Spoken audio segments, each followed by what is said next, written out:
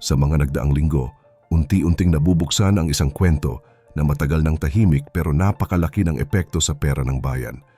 Isa itong kwento na nagsimula sa flood control projects pero habang tumatagal ay mas lumalawak at mas dumadami ang mga pangalan at kumpanyang lumalabas. Sa gitna ng lahat ng ito ay ang yumaong dating DPWH Undersecretary na si Catalina Cabral na ngayon ay muling nasa sentro ng isang mas malalim na investigasyon. Ang tanong ngayon, paano nga ba nag-uugnay-ugnay ang mga proyekto, kumpanya at mga taong ito? At bakit tila iisang direksyon lang ang tinuturo ng mga dokumentong unti-unting lumalabas? Pero bago po ang lahat, baka pwedeng pa-like ang video na ito at mangyaring mag-comment sa baba kung taga saang lugar ka para malaman namin saan umaabot ang ating mga video dahil napakalaking bagay na ito sa aming content creators. Maraming salamat po. Hindi na ito simpleng usapin lang ng mga proyekto ng gobyerno. Ang pinag-uusapan ngayon ay mga dokumento, resibo at koneksyon na umano ay iniwan mismo ni Cabral bago siya pumanaw. Ayon kay Batangas 1st District Representative Leandro Leviste, may hawak siyang listahan na galing kay Cabral. Hindi raw ito karaniwang papeles lang. Isa raw itong sensitibong talaan na kapag tuluyang inilabas ay maaaring magbukas ng mas malawak na investigasyon sa loob ng DPW at sa mga kontratang matagal ng kinukwestiyon. Dahil dito, hinamon ni Leviste ang DPW na sila na mismo ang maglabas ng mga resibong ito para malinawan ng publiko. Sa halip na haka-haka, aniya, mas mabuting ang ahensya mismo ang magpakita ng katotohanan. Pero dito nagsimula ang tanong, kung malinaw ang lahat, bakit kailangan pa ng go signal para ilabas ang mga dokumentong iniwan ng isang dating opisyal? Habang umiinit ang usapin sa mga papeles, may isa pang detalye na muling nagpagulo sa buong kwento. Isang engineer ang lumitaw sa investigasyon. Sa una, sinabi niyang profesional lang ang ugnayan nila ni Cabral. Ayon sa kanya, nagkakilala lamang sila dahil pareho silang naging opisyal ng isang samahan ng mga civil engineer. Wala raw personal at wala ring negosyo sa pagitan nila. Pero nang suriin ang mga dokumento mula sa Securities and Exchange Commission, ibang larawan ang lumabas. Lumitaw na ang engineer na ito ay dating general manager at isa sa mga nagtatag ng isang construction company noong 2017. Hindi ito maliit na kumpanya dahil mula 2018 hanggang 2025 ay nakakuha ito ng 37 kontrata mula sa DPWH na may kabuuang halaga na umaabot sa halos 6 na bilyong piso. Ang mga proyektong ito ay kalat sa iba't ibang bahagi ng bansa, pero kapansin-pansin na marami sa mga ito ay nasa Cordillera Region. Kasama pa rito ang isang malaking convention center project noong 2024 na iniuugnay naman sa isang kongresista. Dito nagsimulang magdugtong-dugtong ang mga detalye na dati ay hiwa-hiwalay lang tingnan. Mas naging mabigat pa ang usapin nang lumabas ang koneksyon sa isang hotel sa Baguio. Ito ang lugar kung saan huling nag-check-in si Cabral bago ang kanyang pagkamatay. Ayon sa mga dokumento, ang hotel na ito ay dati niyang pag-aari at kalaunan ay naibenta sa isang business partner ng parehong kongresista. Mas lalong naging mahalaga ang detalye nang lumabas na ang engineer ay naging presidente rin ng kumpanyang humawak sa hotel noong mga panahong yon. Kung titingnan ang buong larawan, malinaw na paulit-ulit na lumalabas ang parehong mga pangalan, kumpanya, proyekto at mga lugar. Si Cabral na nasa gitna ng iskandalo, isang engineer na may hawak ng bilyonaryong construction company, isang hotel na konektado sa kanila pareho, at mga proyekto ng gobyerno na pinunduhan ng malaking halaga ng pera ng bayan. Dito na mas naging malinaw ang papel ni Leandro Leviste sa buong usapin. Ayon sa kanya, hindi siya basta nakakuha ng mga dokumento. Ipinaliwanag niya na mismong si Secretary Don ang nagbigay ng direktang utos sa loob ng DPWH na ibigay sa kanya ang mga file. Dahil dito, pinili muna niyang maghintay at hayaan ang ahensya na sila mismo ang maglabas ng mga dokumento sa publiko at sa iba pang sangay ng gobyerno. Para kay Leviste, mahalaga ito para walang makapagduda sa pagiging totoo ng listahan. Kung ang DPWH mismo ang maglalabas, malinaw raw na opisyal ang pinanggalingan nito at hindi ito maaaring tawaging gawa-gawa lamang. Sa ganitong paraan, mas nagiging matibay ang anumang investigasyon na susunod.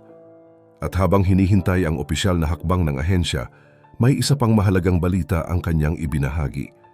Isang oras bago ang kanyang panayam, nakatanggap siya ng mensahe na nagkukumpirma na formal nang naisumite ng DPWH ang mga dokumento sa Office of the Ombudsman. Para sa kanya, isa itong malaking usad tungo sa pananagutan. Pero paano nga ba nagsimula ang lahat at paano napunta sa kanya ang mga papeles na ito? Ikinuwento ni Leviste ang kanyang naging karanasan bilang isang bagong halal na kongresista. Sa umpisa, simple lang ang kanyang layunin. Gusto niyang maintindihan kung paano hinahati at inilalagay ang pondo sa mga proyekto. Dahil dito, nakipag-meeting siya kay Cabral noong Hunyo 11 sa opisina nito. Matapos ang unang pag-uusap, nagsumite siya ng formal na request noong Agosto at muling bumalik noong Setyembre 4. Mahalaga ang petsang ito dahil ito ang panahong bago pa lang naitalaga si Secretary Don. Pagdating ng Disyembre, habang patuloy ang kanilang komunikasyon, isang tawag ang naganap na naging mahalagang bahagi ng kwento. Sa tawag na iyon, si Secretary Don mismo ang nagdesisyon at nagbigay ng go signal na ibigay kay Leviste ang mga dokumento. Ayon kay Leviste, malinaw sa usapan na bahagi ito ng isinusulong na transparency sa loob ng ahensya. Ang mga dokumentong hawak niya ngayon, parehong nasa hard copy at soft copy, ay hindi raw basta listahan lamang. Para sa kanya, malinaw na inilalatag nito kung paano gumagana ang buong sistema ng paglalagay ng proyekto sa budget. Buong kumpiyansa niyang sinabi na sigurado siyang authentic ang mga ito. Base rin sa kanyang sariling pagsusuri sa mga proyekto sa kanyang distrito, tugma raw ang mga detalye nito. Ang mga proyektong alam niyang ipinasok ng kanilang distrito ay malinaw na nakalabel at ganoon din ang sa ibang lugar. Dito niya ipinaliwanag ang sistemang lumabas sa listahan. Sa kabuuang pondo ng DPWH na umaabot sa daang bilyon, may malaking bahagi na maaaring pagpilian at pagpasukan ng iba't ibang personalidad. Hindi lang ito limitado sa mga district congressman. Ayon sa listahan, may mga proyekto na ipinapark sa mga distritong hindi naman sakop ng mismong nagpasok ng pondo.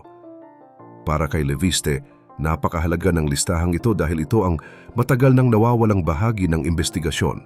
Sa mga nagdaang taon, kapag may natutuklasang ghost project o dekalidad na proyekto, ang nahaharap lang sa kaso ay contractor at ilang engineer.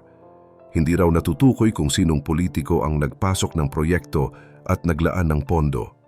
Sa listahang ito, posible nang matukoy kung sino talaga ang may pananagutan. May pangamba man na baka may tangkang baguhin ang listahan bago ito tuluyang ilabas, sinabi ni Leviste na handa siyang ikumpara ang anumang lalabas na opisyal na kopya sa hawak niya. At mas lalong naging mabigat ang usapin ng kanyang ibunyag na ang mga pangalan sa listahan ay hindi lang mula sa isang hanay ng gobyerno. Ayon sa kanya, kasama rito ang ilang senador, opisyal ng ehekutibo, mga cabinet member, at maging ilang pribadong individual. Kasunod ng mga revelasyong lumabas, mas lalo lang tumindi ang panawagan sa loob ng Kongreso. Ilang mambabatas mula sa iba't ibang grupo ang nagsama-sama at nagkaisa sa isang malinaw na punto. Para sa kanila, hindi maaaring paghiwalayin ang pagkamatay ni Catalina Cabral sa mas malaking issue ng flood control scandal at sa sistemang matagal nang may problema sa katiwalian. Ayon sa kanila, hindi ito simpleng hiwalay na pangyayari. Ang mga detalye, ang timing at ang mga pangalang lumilitaw ay nagpapakita na may mas malalim na konteksto ang nangyari. Para kay Congressman Igay Erice, ang buong sitwasyon ay parang isang political thriller.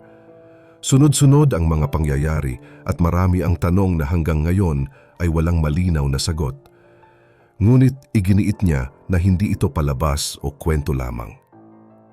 Totoo raw itong nangyari at ang naapektuhan ay hindi lang isang tao kundi ang buong sambayan ng Pilipino na nawawalan ng pondo para sa kanilang kaligtasan at kaunlaran. Nagbabala rin ang mga mambabatas na kung hindi ito iimbestigahan ng patas at malalim ay magpapadala ito ng delikadong mensahe. Isang mensahe na parang sinasabi na ang mga taong maraming nalalaman ay madaling isantabi habang ang mga sangkot sa pagnanakaw ng pondo ay nananatiling ligtas. Para sa kanila, sisirain nito ang tiwala ng publiko at maaaring magpatahimik sa iba pang posibleng testigo. Marin ding kinuwestiyon ng grupo ang maagang pahayag na walang foul play sa pagkamatay ni Cabral. Ayon kay Leila de Lima, maraming butas ang unang paliwanag. Mula sa oras ng pangyayari, sa galaw ni Cabral bago ito, hanggang sa hindi tugmang detalye ng mga salaysay. Para sa kanya, ang pagmamadali sa konklusyon ay kasing panganib ng hindi pag-iimbestiga. Kasabay nito, nanawagan rin sila na agad protektahan ang mga dokumento, ari-arian at mga posibleng testigo. Anumang kapabayaan ayon sa kanila ay maaaring magbura ng mahahalagang ebidensya. Dahil dito, hinihingi nila ang isang tunay na independent na investigasyon na hindi kontrolado ng politika. Habang nagpapatuloy ito, isa pang mahalagang galaw ang lumabas. Isang kontraktor ang nagsimulang makipagtulungan sa gobyerno at nagsauli na ng pera. Kinumpirma ng Department of Justice na bahagi ito ng kasunduan para sa investigasyon. Para sa marami, malinaw itong senyales na gumagana na ang pressure. Ang tanong ngayon, hanggang saan kaya aabot ang pagbubunyag at sino pa ang susunod na lalantad kapag tuluyang nahila ang buong sistema?